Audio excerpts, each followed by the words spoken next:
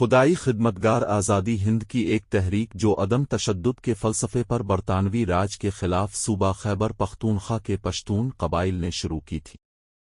اس تحریک کی سربراہی خان عبدالغفار خان نے کی جو مقامی طور پر باچا خان یا بادشاہ خان کے نام سے معروف تھے۔ بنیادی طور یہ تحریک پشتون علاقوں میں سماجی و فلاحی کاموں کے لیے ترتیب دی گئی تھی، جس کا مقصد تعلیم کے متعلق شعور اور خون ریزی کے خلاف بیداری پیدا کرنا تھا۔ وقت کے ساتھ ساتھ یہ سیاسی رنگ میں ڈھلتی گئی اور متعدد مرتبہ برطانوی راج کے زیر اتاب آئی۔ 1929 تک اس تحریک کے تمام رہنما صوبہ بدر کر دیے گئے اور مرکزی رہنما گرفتار کر لیے گئے۔ سیاسی حمایت حاصل کرنے کے لیے اس تحریک کے رہنماؤں نے آل انڈیا مسلم لیگ اور انڈین نیشنل کانگریس سے رابطے بھی قائم کیے۔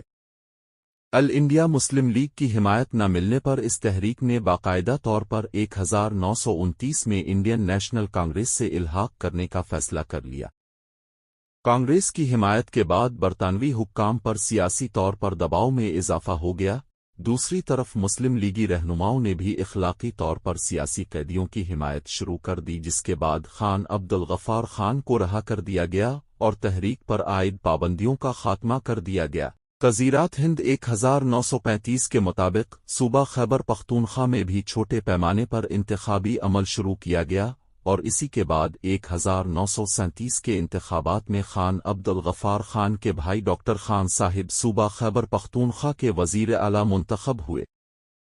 خدائی خدمتگار تحریک کو 1940 کے بعد ایک بار پھر برطانوی راج کے زیر اتاب آنا پڑا، کیونکہ اس تحریک نے ہندوستان چھوڑ دو تحریک میں خوب سرگرمی دکھائی۔ اس دور میں خدائی خدمتگار تحریک کو صوبہ میں آل انڈیا مسلم لیگ کی شدید مخالفت کا سامنا کرنا پڑا۔ 1946 میں خدائی خدمتگار تحریک نے کانگریس کی اتحادی کے طور پر انتخابات میں حصہ لیا اور بھاری کامیابی حاصل کی، گو کہ اس تحریک کو مسلمانوں کی تحریک پاکستان کے نمائندگان کی جانب سے انتہائی شدید مخالفت کا سامنا تھا۔